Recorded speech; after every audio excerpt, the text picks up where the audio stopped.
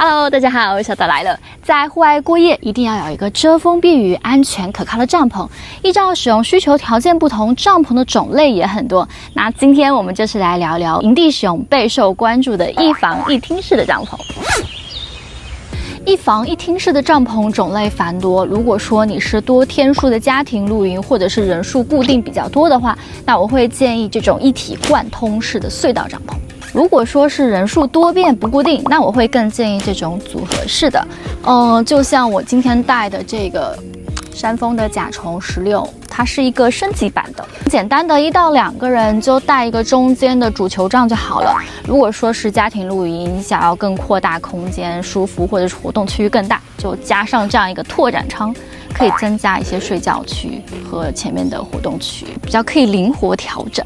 为什么选择一房一厅式的帐篷呢？主要是整体功能区域可以分开，也很豪华气派，也舒适嘛。相比搭建2个独立分开的方式，其实是更省事便利，而且又牢固。当然，挑选需要注意一些重点，我整理了一下跟大家分享。1. 外穿骨式的支撑杆。像这类帐篷体型一般都偏高大，如果是搭好支撑杆之后再铺上布幕的话，难度会很高，所以把帐篷铺在地上，窗骨套好，再同步支撑起来会容易很多，这也是趋势主流。2. 交叉强化设计，自立结构，有1、2、3、4。庞大的帐篷引柱支撑杆之间的交叉强化很重要，越多的交叉点表示帐篷结构越牢固。内部地面还有强化扣件支带，是自立结构，搭建后位置调整非常方便。3. 四周有雪裙，帮助排水，减少雨水侵入内部的可能。4. 有拓展舱，可以依照人数增加空间。5. 有前庭设置，有帐篷是自带延伸的，或者是专用天幕组合。一般寒冷及多雨地区或是长冬季露营者可能会有前庭区边部防风挡雨要求，而地处温带、热带南方，如采用专用天幕组合的方式，可以得到更大、更通风的活动区及更广阔的视野。这部分依个人需求决定就好啦。6. 大面积的采光天窗。现在有很多黑胶或者是涂银的挡光面料，会让帐篷里面普遍偏暗。天窗对于采光性就有很大帮助啦。像今天阴天，里面都还是很亮堂的，也能观看天空云朵和夜晚的星空。像这样有3个大面积的弧形天窗，再加2个大钻石侧窗，几乎全世界的很少见吧。白天帐篷门窗一定是完全敞开通风，但是晚上睡觉就可能会把部分门窗关闭遮挡，这时候大天窗就可以毫无顾忌的打开，协助空气对流，尤其夏天会非常舒服透凉。当然了，如果遇到下雨天，天窗的功能呢就会用不上，甚至还会担心有渗水的危险，所以我们就需要进行下一项功能。老天也很给力啊，说下雨就下雨了。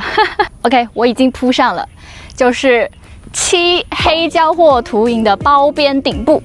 这个顶部很重要啊，特别是有天窗的帐篷，可以遮阳防下雨。能抗 UV、隔热、保温、防反潮、防渗漏水，延长帐篷使用寿命。即使帐篷用久老化开胶有渗水可能，仍可用顶部协助挡雨继续使用。